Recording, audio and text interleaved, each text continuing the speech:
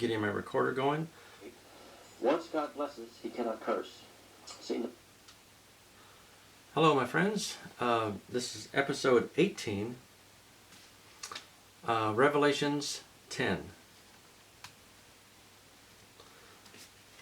I'll get right to it. The mighty angel with the little book.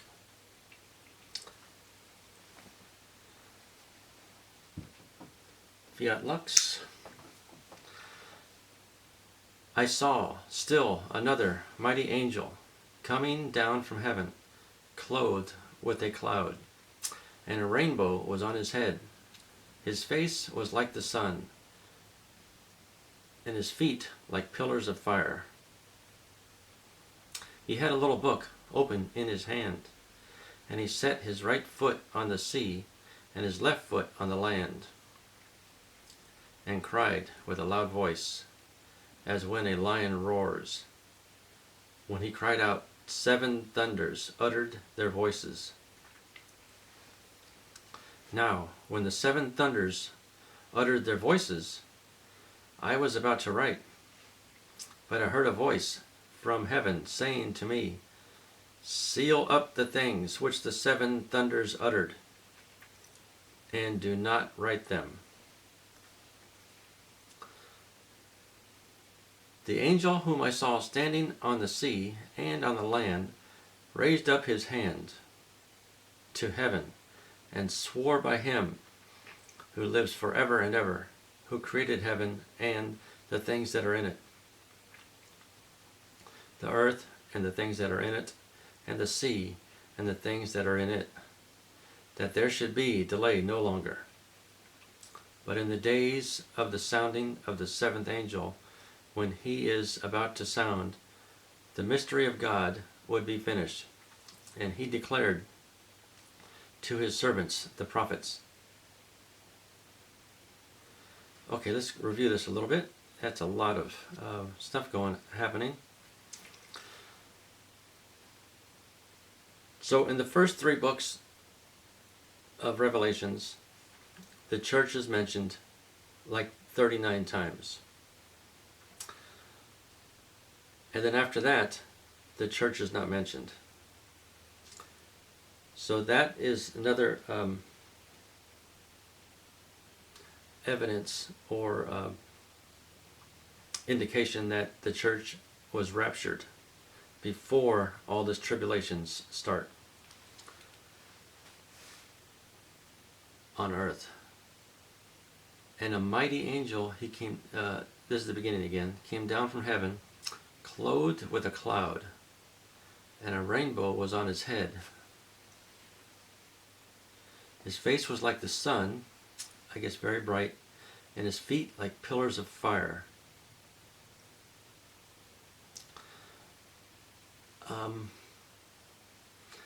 Maybe they looked like flames. He had a little book open in his hand, and he set his right foot on the sea and left foot on the land. So he's standing on the water and on the land. In order to do that, with the tide going in and out, probably fluctuating 3 to 20 feet, he would have to be pretty tall. So I'm guessing this angel is 20 to 50 feet tall at least. And his voice was like many thunders.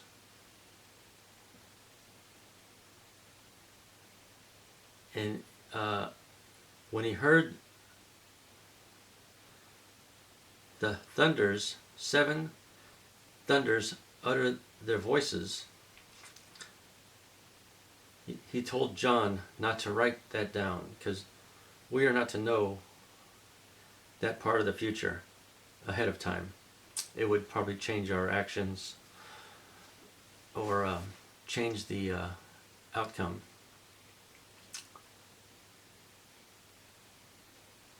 And the angel raises his hand up and swears to God.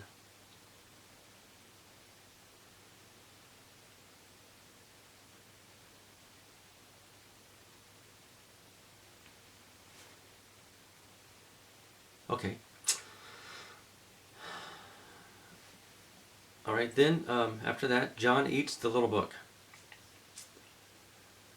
Then the voice which I heard from heaven spoke to me again and said, Go, take the little book which is opened in the hand of the angel who stands on the sea and on the earth. So the angel's here, John's on the beach,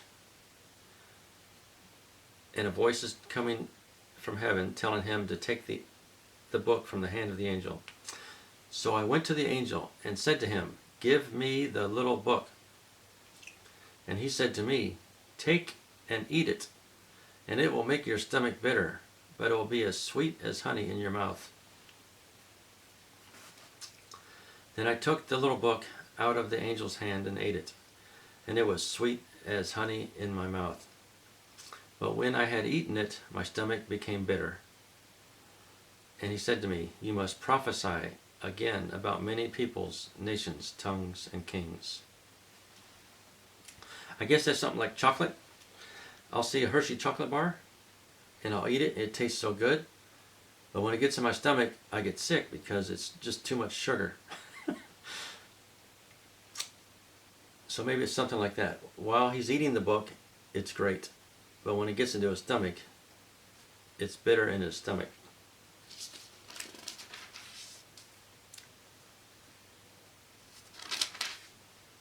Oh, that's the end of chapter 10.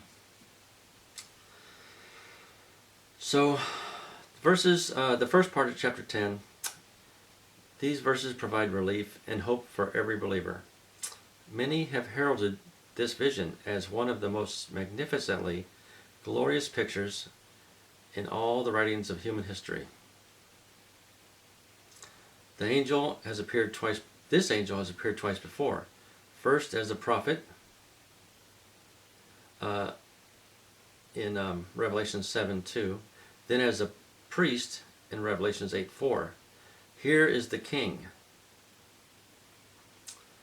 Clouds, which symbolize the presence of God, he's wrapped in clouds, are his mighty angels' clothes. This is the same book that is described as a scroll in Revelations 5:5. However, it is unsealed here. All the judgments have been released, and the Lord holds the open book as proof that his wrath has been fulfilled. For the first and only time in this book, John is forbidden to reveal the content of the revelation he receives. Although the Bible frequently compares the voice of the Lord's judgment to thunder,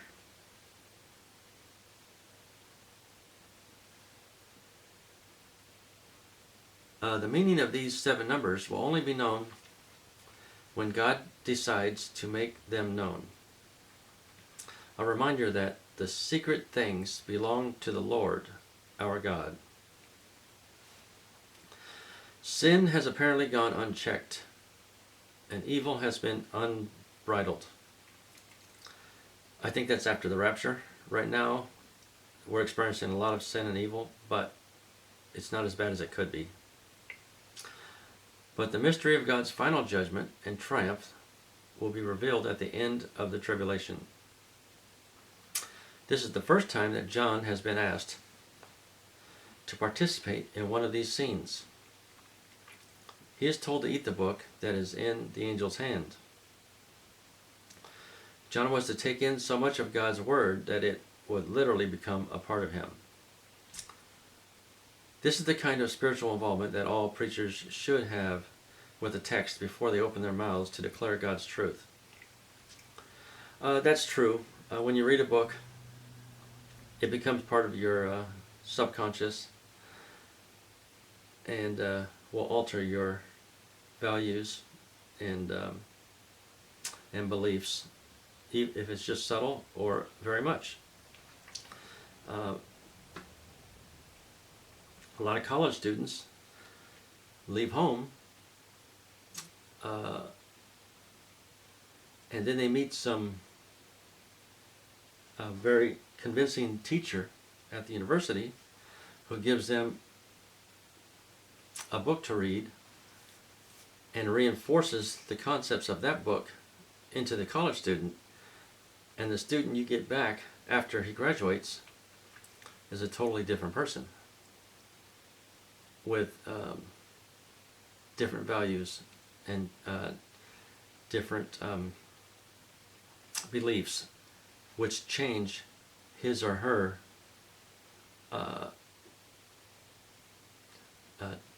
tangent in life, and they go off in another direction that you hadn't anticipated, and it could be good, it could be bad. So when you read, it does change you. That's why I like doing this. I'm learning so much. I've read the Bible almost 3 times, 2.5 times, and then I got started working a lot. But now I'm kind of studying it as I read it to you, and I understand it a lot better now. I guess that's with any book. You just read it over and over. So, sin has gone unchecked, and evil has been unbridled, but the mystery of God's final judgment and triumph will be revealed at the end of the tribulation. This is the first time that John has been asked to participate in one of these scenes. John was able to take in so much of God's word that it would literally become part of him. And the text, he internalized it, and they open their mouths, and he declares God's truth with his mouth because he's internalized the Bible. The forthcoming judgment, represented by this book, would be sweet to the taste, but bitter in the belly. For John, there would be joy in proclaiming God's truth, but sorrow in contemplating its rejection by those who would not hear. Preaching prophetic truth is a bittersweet experience. It's just like when you see your kids doing something that you know that you did also. Your parents warned you, you disregarded them. Your kids, you warn your kids, they disregard you. It's sad to see when that happens, and you notice generation after generation is making the same mistakes and not learning from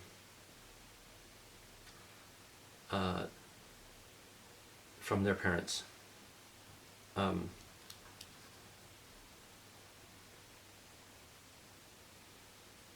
Some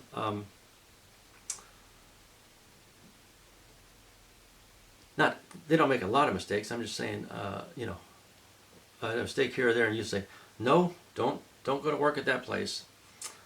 They don't care about employees, but they say, well, I'm different. I'll try it. Maybe it'll work. And then the same thing happens to them that happened to you. And you feel sad. That's what John's feeling right now. He feels sad that he's warning people and they won't listen.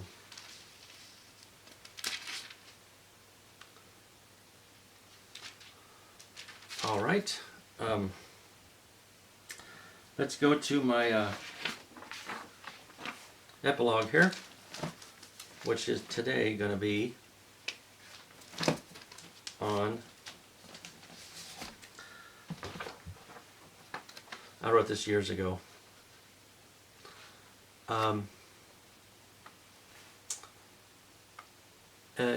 This would be something that can really change your life for the better. Positive self-talk. It's very important. You're constantly thinking to yourself, oh, it's a nice day, and we got to go to work, or I need to stop and get gas, whatever. But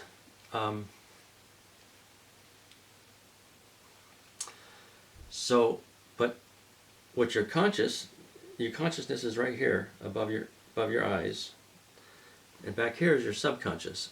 Your subconscious sees and hears and remembers everything that you see, everything that you hear, to help you with survival. But your consciousness can only maintain 1, maybe 2 tracks of thought at a time, in order that you won't become too confused when you need to focus on something. For instance, survival, or a job. Let's say your job requires you to focus. You awake? Yeah.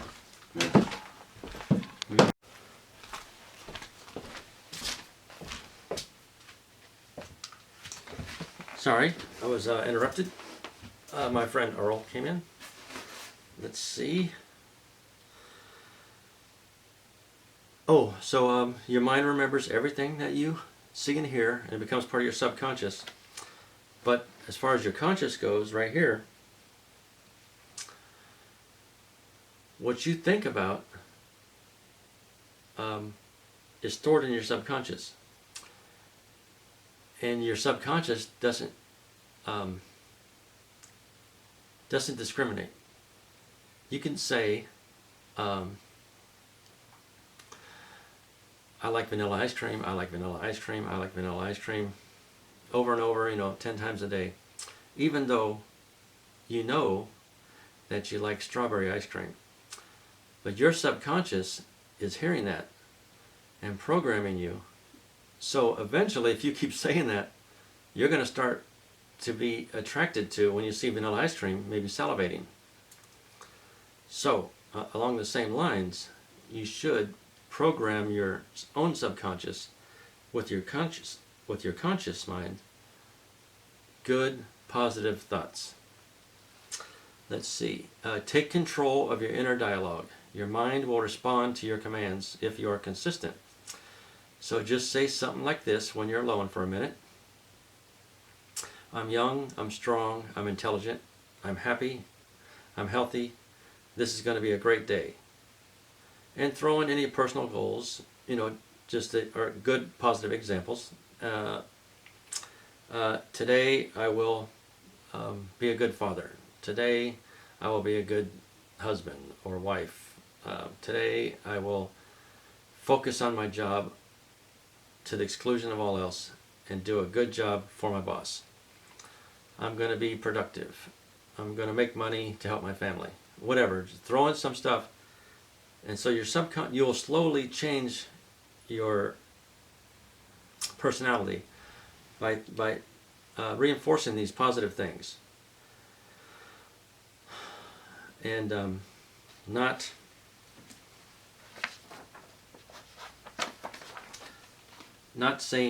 just thinking random thoughts. Try to think of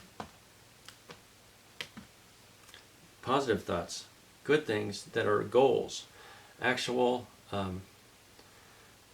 things that you aspire to, instead of just random things.